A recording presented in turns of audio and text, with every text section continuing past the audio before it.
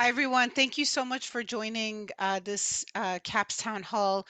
Sorry, we're having a little bit of a technical difficulty, but I think we've gotten it under control. So I'm Patty Saberi. I'm faculty at the Division of Prevention Science at UCSF, and so excited to introduce Dr. Leila Taj, who basically started working as a research fellow at the Iranian Research Center for HIV/AIDS, or IRCHA, I guess. It's the cute acronym for it. After graduating as a physician from Tehran University of Medical Sciences in 2016, and then she became a research manager at IRCHA in 2021.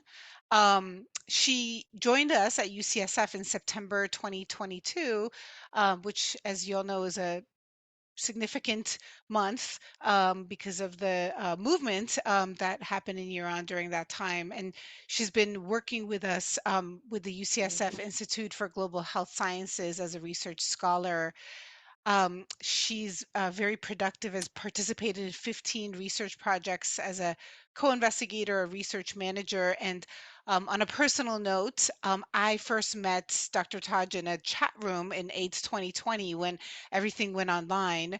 And it was, we worked on a really interesting research project together. And so for me, one of the biggest advantages of having AIDS 2020 go online, even though it was frustrating, was that I got the chance to meet Leila Jan and work with her. So I'm very thankful for that and so happy that she's here with us. So with that, I will pass it to Dr. Taj. Thank you, Dr. Strawberry. Hello, everybody, and welcome to my presentation. Truly, this is an honor for me to know you through that conference, and thank you for your introduction. Today I want to talk about HIV testing in key populations in Iran. And so Iran, I know all of you know where Iran is, but if it can, yes. If Iran is a Middle Eastern country with the population of over 80 million people, and Iran started its battle against HIV in 1986 after the first case of diagnosed HIV in a boy with hemophilia that contracted HIV through blood donation or blood transfusion. Common modes of HIV transmission in Iran are basically through IDU, which is about 62%, and sexual contact, which is about 20%, and vertical transmission, which is about 2%. Currently, the HIV epidemic in Iran is shifting from men to women and from injecting drug use to sexual contact, but still among all the population who are diagnosed with HIV, IDU is the leading route for transmission of HIV. The first major outbreak of HIV infection happened in 1995 in Kermanshah, which is a city in the western part of Iran, in one of its prisons. And at that time, drug use and using, possession of a drug for personal use was criminalized. And so the prisons were filled with addicts at that time.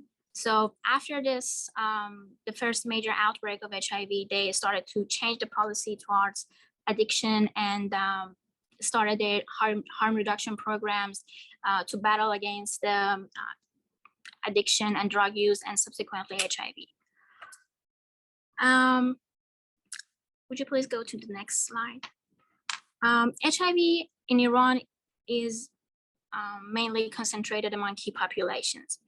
So using a network scale-up method, about 1.2 million people right now are addicted in HIV, are addicted to drug use and illegal drugs. And about 17% of them are injecting drug users. And HIV prevalence among this key population is about 14%. HIV prevalence among general population or blood donors or pregnant women are not that high, but we can see that among key populations, that's not the same story. So the other high-risk population for HIV in Iran is prisoners. Although major outbreaks happened in the early years of HIV in Iran, but harm reduction programs called prison-based active health service provision has led to a reduction of HIV prevalence to 0.8% among incarcerated population. And HIV prevalence is about, right now is about 0.8%. The other key population is female sex workers. So it is estimated that about 200,000 female sex workers are working in Iran, and HIV prevalence is about 2.1 to 4.5%, according to multiple studies. But unfortunately, we do not have data about HIV prevalence among their clients or partners. In comparison with other key populations, our data for MSM and for trans women are very, very limited. So the only study that reported HIV prevalence among MSM detected 2.5% HIV prevalence among 80 participants, and only one study on trans women that showed about 2% HIV prevalence among this key population. In the next slide, I'm going to talk about a few programs and facilities that were provided by HIV program in Iran in order to battle better against HIV. So in 90s, healthcare policies did not consider opium users as criminals anymore. So by 1994, healthcare system initiated treatment and harm reduction programs for people with substance users. And in 2000, the first harm reduction program was initiated for substance users in a drop-in center or DIC in Tehran. And facilities such as VCT centers, DIC outreach groups were established to provide free syringes and needles for PWIDs, methadone maintenance therapy, which is MMT, and condom and HIV education for PWID for general population, eventually at the end. And after a while, these facilities became available also in prisons. And this is one of the important progress in Iran, that Iran became the only country in MENA region in which such services became widely available in its prisons. And Iran is a pioneer in providing harm reduction services in the region because of the highest number of PWIs receiving free needle and syringes. I want to talk about a little bit about VCTs, or voluntary counseling and testing centers. We have a photo of some of the VCT. Okay, so we can see that. I'm sure you cannot read Farsi, but it says, for example, a city called Maraghe, or another city in Kerman. So we have it all over the place. It's not just focused on big cities. We have in small cities. We have about 250 VCTs in Iran, and they were established in 2000 in Iran, and gradually integrated into the health centers and to all blood banks and rehab centers, and they provide treatment, counseling, and testing for HIV. And after the diagnosis of HIV, they do the follow-ups, and they provide prevention services like PEP and PrEP. I should add that here that PrEP were not available in Iran till recently, so it's another progress for Iran that lately they started using PrEP for especially key populations. Positive Club is another facility that exists in Iran. There are 25 positive clubs in Iran which provide psychosocial support and positive feedbacks that are provided for people living with HIV. Their aim is to develop and empower the capacity and coping skills among people who are living with HIV to improve their quality of life, and also in order to provide information for the general population in order to decrease the stigma. And in 2012, 2014, and 2016, Iranian positive clubs won Red Ribbon Award because of their activities towards enhancing the knowledge and awareness towards HIV and decreasing stigma toward people with HIV and HIV in general. I think we have the photo of Tehran Positive Club, which is a positive club that is next to Iranian Research Center for HIV/AIDS and one of the most active centers with, if I can remember correctly, more than 2,000 active members. The other facility is Vulnerable Women Centers, and HIV program provides testing and other prevention and care services for female sex workers via non-governmental community-based organization through Vulnerable Women Centers. So these centers create a friendly environment for female sex workers with trained personnel, and mobile clinic, which is another facility that goes around the cities to provide free HIV testing and counseling. Sometimes they work with these vulnerable women centers as well to provide other health examinations for female sex workers. By outreach team through using, by using these mobile clinics. I think we have the picture of 2 of these mobile clinics here.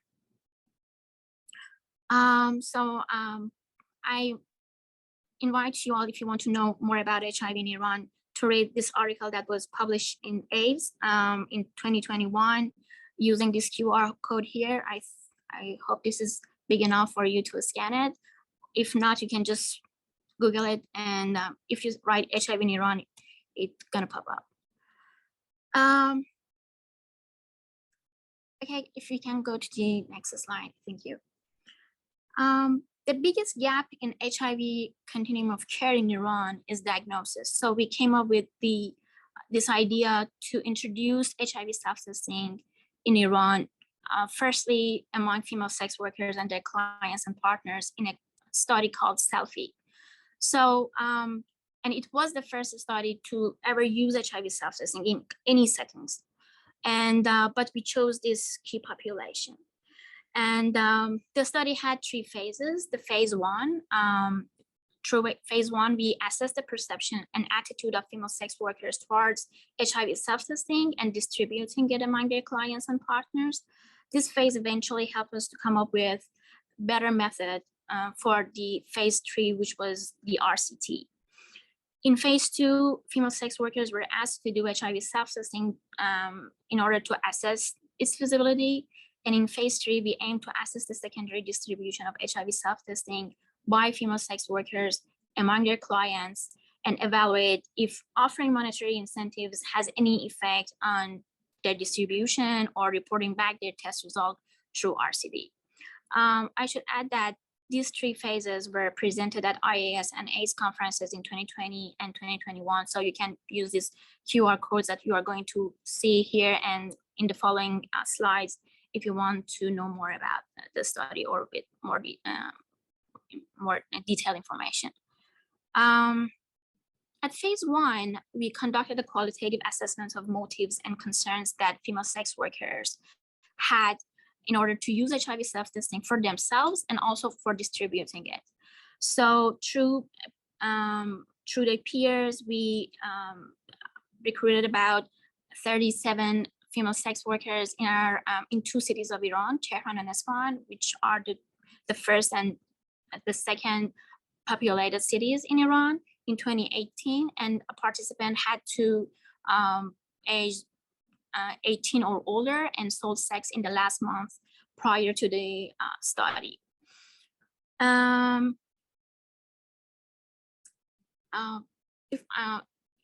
If we can have the next slide, I'm going to talk about the findings.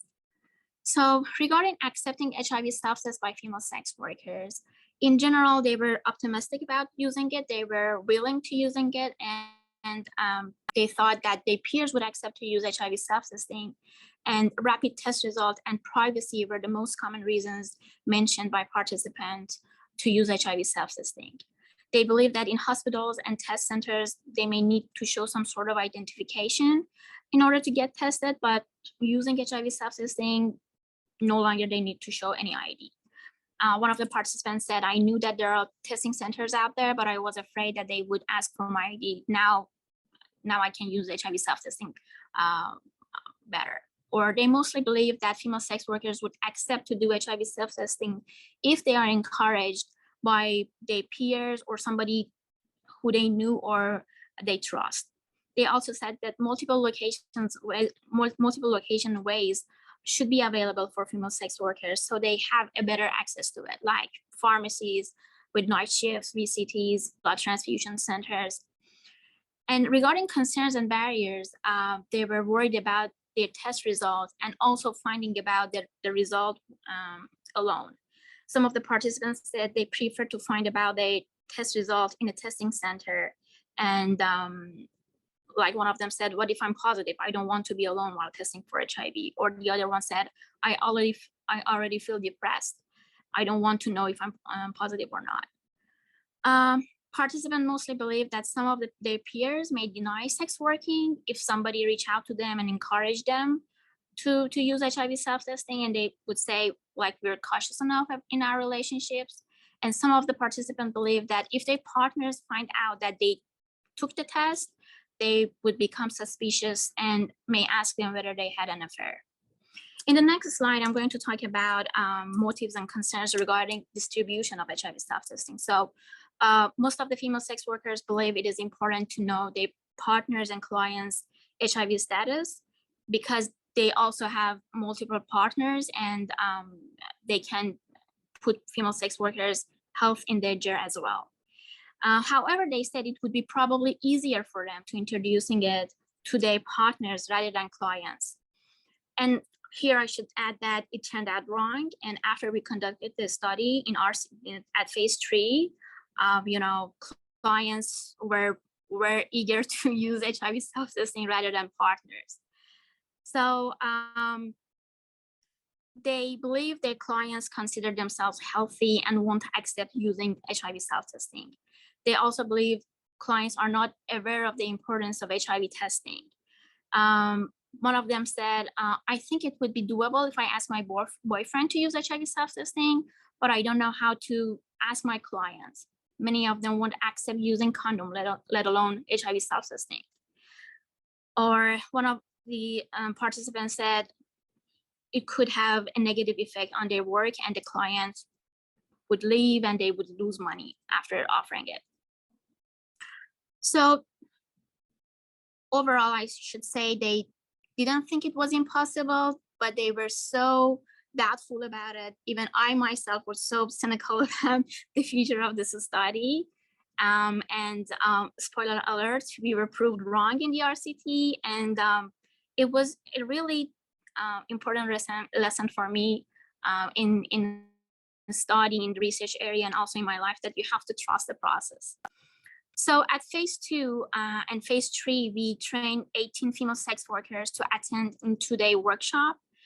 We trained them to provide counseling for female sex workers and for their future partners about general information about HIV, how to do HIV self-testing, what to do in case of positive test results.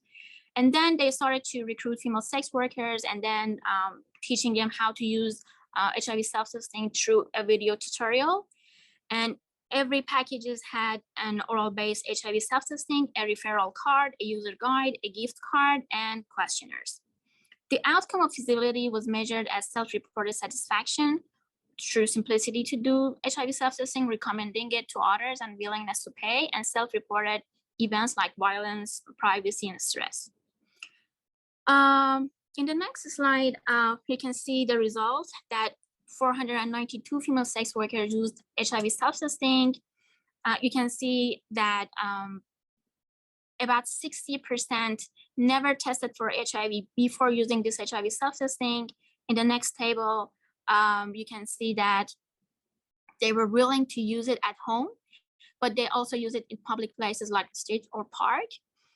In the next table, you can see that 2 of the participants tested positive using HIV self-testing, but then they went to the lab and do the confirmatory test, and it turned out negative.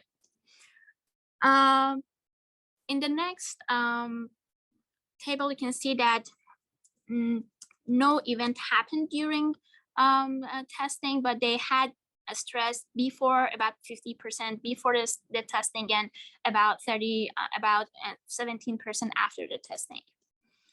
Okay, you can see here that most of the participants thought that it is easy to use HIV self-testing, and they were willing to recommend it to others, and they were prepared to pay for it about $1. And as you may know, in currency in Iran, $1 it could be a big chunk of money for female sex workers. So they were willing to use that. Next slide, please. So at phase 3, which was the RCD, we invited the female sex workers in previous phase to distribute HIV self-testing among their clients and partners. And also we evaluated if monetary incentive has any effect on the process. And sex workers had to be, again, 18 years old or older, and not knowing about their HIV status, or at least not being tested in the past 3 months, and sold sex in the last month prior to the study. They were randomly assigned into 2 groups, one that received the monetary incentive, and then the other one, the control group, didn't receive the incentive. In the next slide, we can see that the findings, 472 female sex workers were reached by peers, and 385 entered the RCD. 194 female sex workers were in intervention group, and 191 were in control group. Partner follow-up information was available for 299 partners of female sex workers in the intervention group, including 21 husbands, 146 clients, and 132 partner. And in the control group, 345 partners were participated, and including 20 husbands, 186 clients, and 139 partners. So here you can also see that the majority of the participants were clients, not the partners. Half of the partners, by referring to partners, I mean clients and partners from now on. So half of the partners were first-time testers, and most partners were willing to use HIV self-testing while there is, for example, a peer be present, or their female partner be present to assist them. Most of them said that they would recommend HIV self-testing to others, and at each arm, 4 partner tested positive. And after encouraging them to do the confirmatory testing, 1 of them came out positive, 4 negative, and 3 of them didn't refer to the laboratory to do the confirmatory test. Thankfully, no sexual violence happened during the study, but 2 female sex workers reported verbal arguments. Here, I should mention a small study in the next slide that we offered. I'm sorry, before talking about that, let's see this figure. Of 194 female sex workers that were randomized in the intervention group, 96.9% accepted to do the distribution, 91.8% did the distribution successfully, and 89.2% reported back their test result. And of 191 participants or female sex workers in control group, again, 96.9% accepted to do so, and 92% did the distribution successfully, and 90.6% reported back their test result. In the next slide, I have to just talk about a little about this study that we offered to 38 PWID in Tehran to use HIV self-testing, only to see if they can complete HIV self-testing. And it turned out that yes, PWID also can use HIV self-testing, because as you can see in the next slide, they about 71 to 94% perform HIV self-testing steps correctly. So as a conclusion, I should say that PWID and at least PWID and female sex workers and their partners can be a target population for HIV self-testing in Iran, and this strategy can really help us through diagnosis, which is the step that is need to be improved. And another thing that I would like to add here is that we did this study through, self-care study through building trust in female sex workers network. So through their peers, and the study team and the participant, female sex workers and their clients were not connected directly. And our connection was through peers, and I think their role were so important for our study. In the next slide, I would like to talk about another study that my colleagues and I did at IRCHA. And before starting to talk about Terneh study, I would like to say that there are about 145,000 male to female transsexuals in Iran. And trans women experience high levels of multiple factors related to HIV risk, including substance use, sexual abuse, sex work, lack of access to HIV testing and treatment. So that's why we conducted this qualitative analysis among 12 trans women from August 2020 to July 2021 in Tehran. And they were referred to our study through their peers and to attend FGD stations and semi-structured interviews.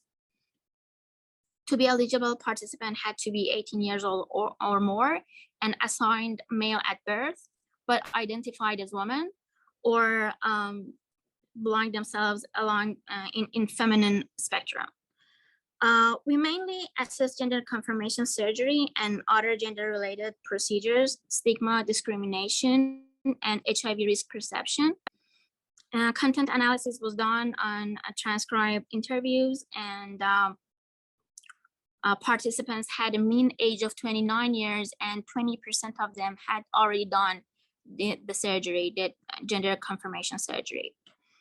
Most of the participants lived openly as women, and 25% self-reported living with HIV.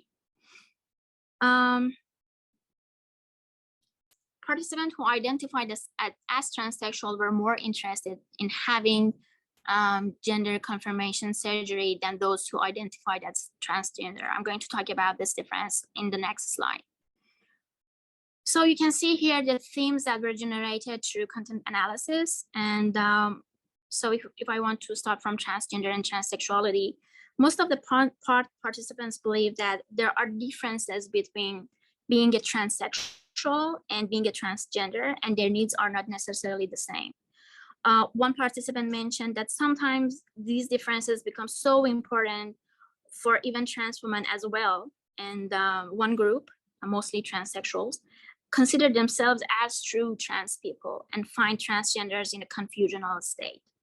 One participant said that had the surgery before, said transgenders do not need the surgery. If they can dress as women, it would be enough for them. So I think there is a line between them that I'm going to talk about in following minutes, that their social network is kind of loose, and they see a line between themselves and transsexual and transgenders. Like one of the participants said, there is no strict line here. Another one had another different opinion and said, for some, it is their identity that matters the most, and for some other, it's mostly their body. Considering that, coming at any age were not the same for all the participants. For those who had the support of their family, it was easier, but sometimes low self-confidence was also a stopping factor for them to come out. One participant that still wears as male said, although I still wear my clothes like a man, people in the society know that I am a woman, and I can get it from their words or the way they look at me. Transition is different based on the trans women's preference, and not all of them would go through the same steps. One of them expressed that hormone therapy as part of transmission has been prescribed by specialized doctors, but some of them would just use it and ask for their peers on how to use it. As for gender confirmation surgery, I should say that all of the participants said that regret after a gender confirmation surgery was common in their community, but most of them believe that this regret was due to low quality surgeries and the quality of life after doing the surgeries. Among those participants who did not have the surgery at the time of interviews, most of them plan to have it in the future, and they believe by having the surgery, their life would change dramatically. As for mental health, I should say that many of them seek for help, and many of them went to different professionals to get help for mental health, but most of them said that they didn't come out with a pleasant experience. So they think that professionals in mental health area should know more about their situation. And for the most important part about HIV and transsexuality, participants were not very concerned about risk factor for HIV and other STIs, except for HPV. And they believe that others in their community are having the same belief. One participant said, I think they are scared to get tested for HIV and they try to hide it. And if they are positive, they would just hide themselves. Another transgender woman who were tested positive said, I do not know who I got HIV from. And at first I was so depressed, but now that my other social problems are bigger, I have forgotten about my HIV. Another participant who were HCV positive said, right now I'm so cautious after I found that I'm positive for HCV, and I visited a VCT and they informed me about HIV. Discriminatory experiences related to transgender identity were prevalent. Most experienced difficulties such as opening bank accounts due to ID issues, as their outer appearance did not match their male ID. Even buying ticket, get on the train, get on airplane would be a problem for them. One participant said, I cannot get on a plane or train and go on the trip with my partner because my identity card and my appearance does not match. The community ties among transgender women were loose, and high mobility of transgender women was also discussed by some participants. One of them said, I don't know, because for transgender women, the first thing is that there are not many of us. And the other is they have higher motility and tend to hide themselves from one another and from the society in general. One of the participants also said, we are having a good relationship in the virtual world, but in reality, many trans women do not want to be seen with others.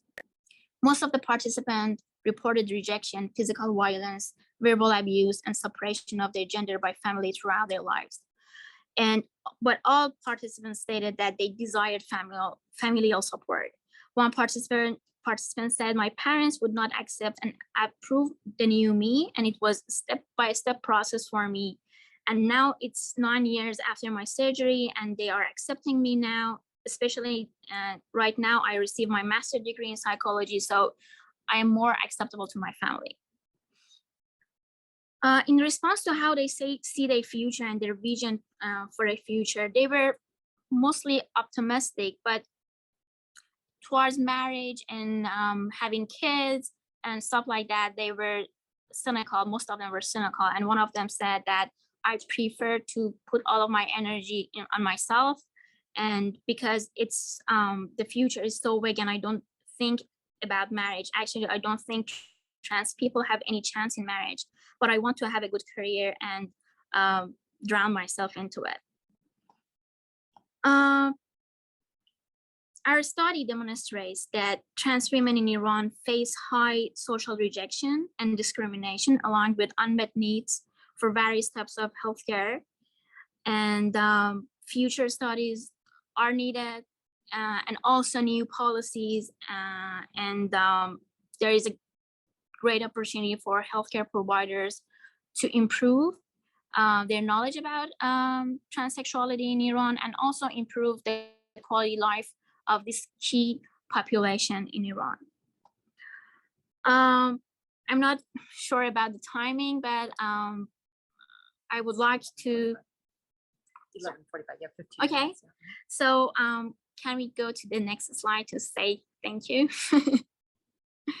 So I would like to use this opportunity to thank at first Dr. McFarland, my mentor here at IGHS, and his mentorship throughout the years, and also Dr. Mirzazadeh, the PI of the Selfie study, and Dr. Moharraz, the PI of the Terneh study, and her mentorship throughout the years that I was working at Iranian Research Center for HIV/AIDS, and Dr. Sabri. And most importantly, all of the participants that helped us to conduct these studies, and also for the lessons that they taught me personally through their resilience. So thank you, everyone. And don't forget to attend at AIDS Walk San Francisco 2023 on July 16. Great job. Thank you so much, Leila John. That was fantastic. So we have some time for some Q&A. Sure. If folks want to either post their questions in the chat or just come off mute.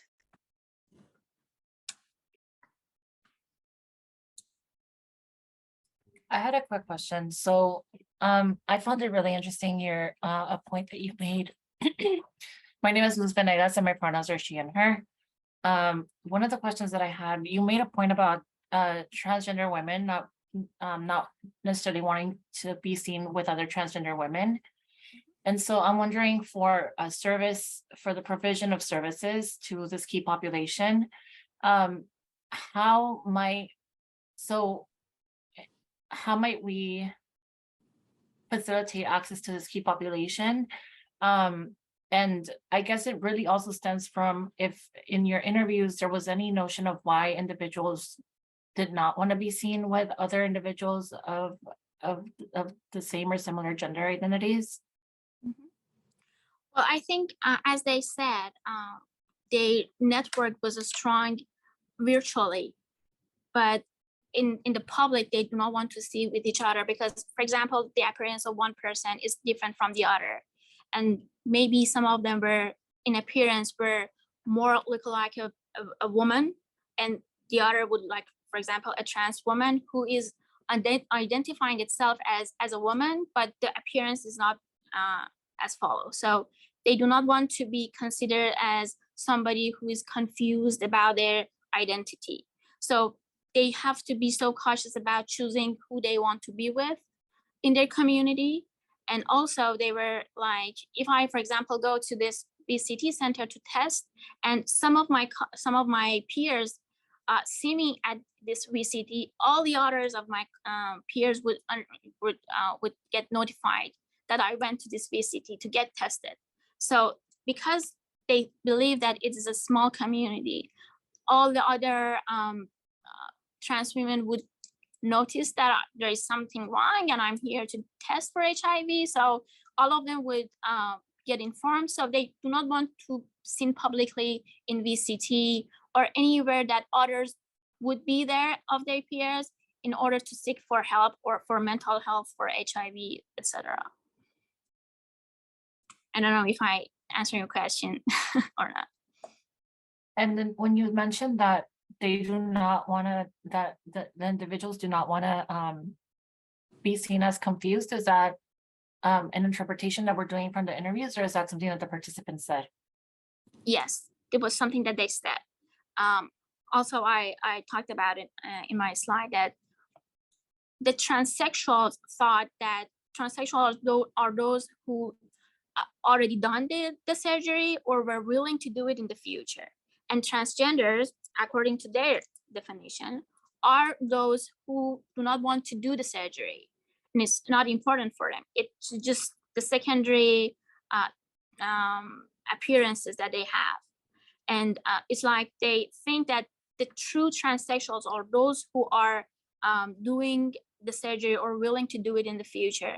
And many of them think that the transgenders are maybe some of them in the confusional states, that they do not know whether they want to be true, as a male wholly or as a female.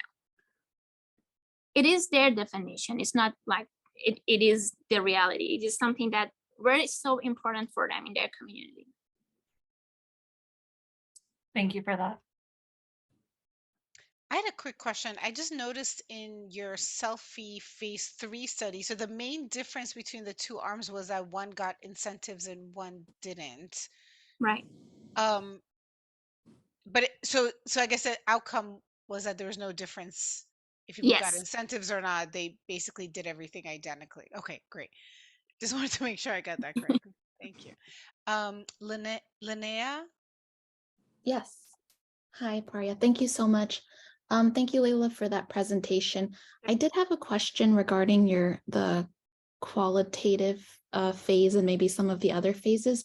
I'm curious how you, managed potential intimate partner violence, or how you had conversations with the participants about like disclosing to their partners, because it looks like you have so much rich data about like who their networks were.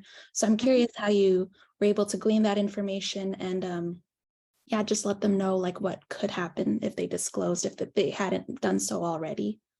Sure. Thank you for your question. I think I mentioned that as the peer role was so important in our study, because we wanted to build trust, like by having less contact with from the study team with the participant, but have somebody there to be present 24 hours a day. So we trained 18 peer educators to be there. And it was like the connection between the study team and the participant. And we taught them how to deal with HIV positive test result, how to deal with any violation, any problems that they might have. So now we provide them with contact hotline that they could reach out to them. Participant can reach out to the hotline or their peers 24 hours a day if anything happened regarding violence, regarding test result. If they just want to talk, we had this backup support throughout the study. So we have the full coverage of the study, but indirectly, because as we learned through our qualitative assessment, they were so afraid to get notified. So that's why we came up with this strategy to have this connection between the study team and the participants, and also with the partners.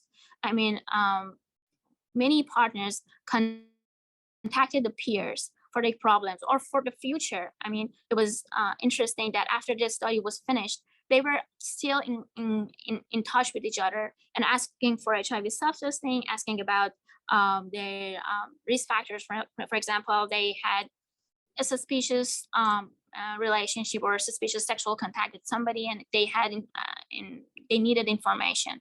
So it's like the role of these peer educators were so important in order to prevent or get notified about anything that is happening in their network. And because they trust one another, but maybe they do not trust the study team. Oh, I just typed that. That was very clear. Yeah. Thank you so much for elaborating. Just to follow up, sorry if there's someone else asking. Were they paid to do that? Was it like kind of it sounds like an RA situation, to facilitate that connection? Was it something they were paid to do, the training and then all the hours in contact with them? Yes. Okay, great. Interesting. Yes. Even for phase 2 and for phase 3, at phase 2, it was just peer educators and female sex workers. They were paid, and for the next step also they were paid. But they had to. I forgot to mention that they had to bring back the results that they get from the participants within 3 weeks. So it was not they have all all the time in the world to just go and just come back to us like 6 months. In 6 months, they had to just run the study, and there was a limited time, so they have to come back to us for about 3 weeks, and then just bring the next result and the next result and the next result.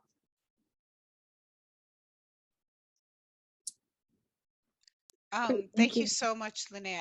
And this, I don't know, for folks who may not know, this is such a anything related to, well, sex pretty much is so taboo in Iran. And so kudos to you and your team for being able to work with female sex workers and other key populations and transgender women. Um, and as Luz is also mentioning in the chat, I'm also just wondering how you were able to um, recruit. It just seems like a really difficult recruitment and you had so many participants. It was really impressive. Yes, again, it was through peer referral sampling. I mean, it was the peers that were doing all the tasks, basically. It was like we were just staying aside and just watching it. And they were the motor or the engine for doing this whole scenario. So they had to recruit, they had to provide testing for the participants, and also be the backup, the support team for any information. So to be honest with you, we became a family. I mean, the researchers at IRCHA and these peer educators, we get so close to one another. They were female sex workers as well, but many of them, we knew them through the Vulnerable Women Center or the Positive Club that were next to Iranian Research Center for HIV. Some of them were women living with HIV. So it was like they cared about their network a lot. I mean, maybe, I'm not sure, just observation. This is my observation. This is not with any, no, I mean, research or anything. But I think female sex workers in Iran has this great network, and they connect to one another, and they care about the health of one another, maybe in comparison to other key populations. And I think one of the important factor in that strengths is that through these centers, they find each other. If we have some facilities like this for other key population, maybe they can develop a report better. I'm not sure, but I think I can see the positive aspect of vulnerable women centers, especially for female sex workers. We had some brothel owners, like a woman who has this house, you know, with other girls, and they participated in our study. And they were like, I send my girls to these vulnerable women centers every 3 months to get tested. And the information about HIV was sufficient. I'm not saying to say, I don't want to say it was great, but it was sufficient enough to encourage the girls to come to these centers or BCT to get tested. And through coming to these centers, we can find them and we can ask them to participate. And I think these are the keystones to our study. Thank you so much. Just really quickly, next 30 seconds. Any follow-up studies that either you or your colleagues in Iran are going to be doing based on these data? For female sex workers, I think we're done and we are publishing our papers. It's under review, but I think there is a great potential. My colleagues and I, I'm not sure, but there is a great potential for whoever that is interested to do HIV self-testing among PWIT and also among other key populations. I really think